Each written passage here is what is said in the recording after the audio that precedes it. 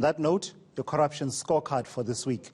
In the spotlight, procurement corruption, and it stinks to high heavens.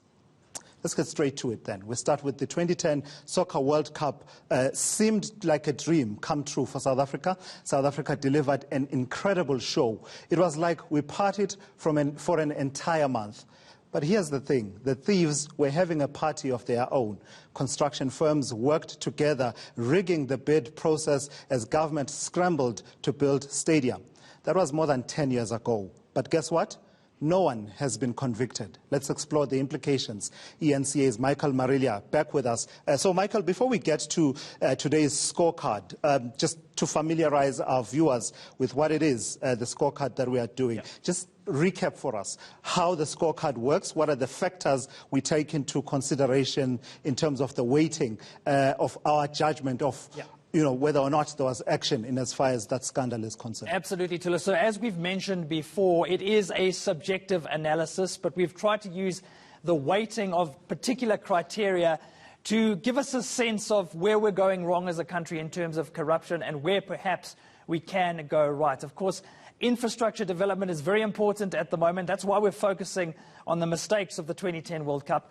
President Ramaphosa has said to us that infrastructure spend is going to help get us out of this COVID-19 crisis, boost the economy. So that's why we're focusing on the World Cup. But let's focus on our criteria. First of all, we'll bring that up to us.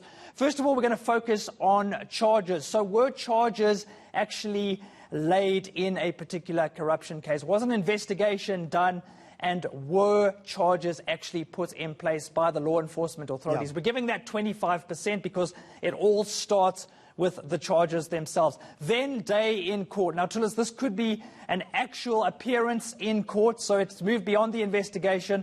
There is now an appearance in court or perhaps some sort of legal process. Then civil legal redress. We're giving this a 25% weighting because corruption, of course, usually involves the theft of funds, usually public funds. So in other words, were damages claimed back from those who were accused of corruption? And then finally, political remedy. We're giving this a 10% weighting. Was someone forced to step down to us, or was the law put in place to prevent corruption going forward? Those are the key issues. And our viewers can weigh in on that particular conversation online. Before you give us those details, Micheal, let's tackle today's scorecard. We're talking 2010 World Cup corruption, particularly the issues around the stadium build project. What have you got for us? Absolutely. So let's focus, first of all, on the charges, and you'll see our scores on the power wheel coming up to us. So charges were imposed or laid in a way, but also not really, because there were no actual criminal charges laid in this particular case. What the Competition Commission did was it said, we're aware that there is corruption when it comes to World Cup infrastructure, and we want the companies involved to come forward and tell us what they know. So it was really a process to us that was driven by the alleged companies involved in corruption, rather than the investigators saying, we see you, you are guilty. And that's why, Tulis, we have given them 5 out of 10 and a weighted score for this one of 1.25, because it was charges, but only kind of. So this was through the competition tribunal. And also, I guess, what's key there is that we know the companies, but we don't know who are the individuals that formed a corrupt intent to actually do this rigging of those processes that ended up costing us so much. Yeah, absolutely. And let's focus quickly on day in court, and we'll flesh that out a little bit, Tulis. The thing is, with this World Cup corruption, no one was ever really given a red card, so to say. It was more like a warning, not even a yellow card, really. So again, these companies did reach a settlement with the Competition Commission. The Competition Tribunal also ruled in terms of the settlement that they would have to pay to us. But again, no legal process in terms of criminal charges being laid or a conviction in court. It was really a financial penalty that came into effect when it came to these allegations. And let's focus quickly on civil legal redress. By the way, a weighted score of 1.2 in terms of day in court. For civil legal redress, we're giving this a score of 4 out of 10 to us. The reason, well, you could argue that a lot of these companies got away with it. They didn't really have to pay much. Effectively, they paid roughly 3 billion rand in terms of fines to us.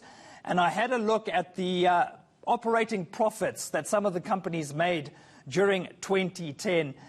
For example, 1.2 billion rand, just over 1 billion rand. The lowest amount for them was around about 800 million rand. So that was profit to us. Collectively, all of these big players, around about 6 or 7, paid 3 billion rand in fines. And so you are making the point that that was regulated back then by the Competition Act, that it had to be 10% of their annual turnover. But Correct. as I understand, there's since been developments in as far as that law is concerned, right, which adds to the civil legal redress. Absolutely. So repeat offenders can now face higher fines, Tulis, but at the time it was a maximum of 10% of their turnover. And so we've given a weighted score of just 1 for civil legal redress. Let's focus quickly on political remedy. And believe it or not, that is, in fact, Jacob Zuma, as our cameras zoom out, at a charity football match before the 2010 World Cup. We've given 3 out of 10 for political remedy because, Tulis, we have seen, as you mentioned, the Competition Act now does allow prosecutors to impose criminal charges. So that has been a key development over the last few years. So he passed that ball on his way out in 2017 to the new administration to take it forward. Let's hope we don't get shaboboed under the next administration. So a political remedy perspective to us on this. We've also seen several other acts which are in the process of being developed. The CIDB Act is supposed to impose tougher sanctions on construction companies by industry bodies, for example. And we also have what's known as PRECA. This is the Prevention of Corrupt Activities Act. Anyone who has a reasonable knowledge that corruption is taking place is supposed to report it. And this act has been in place since Jacob Zuma's government was in power. The problem is, for a long time, it has not been enforced effectively. So we've got the laws, but perhaps we're not enforcing them. And so, to us, a political remedy score, a weighted score of 0.3. So let's focus now on all of those 4 criteria, and I'll bring you up to speed on our final score in terms of this particular scorecard, to us. So weighted score of 1.25 for charges, 1.2 for day in court, 1 for civil legal redress, and in terms of political remedy, 0.3. It's not looking good to us. It's not looking good. A final score of just under 4, 3.75 for this week to us. I don't think we'd make it out of the first round of the World Cup when it comes to fighting corruption. So that is our score in terms of 2010 World Cup corruption. I just want to bring you up to speed in terms of last week. Last week, 4.35. We were talking, of course, about the arms deal.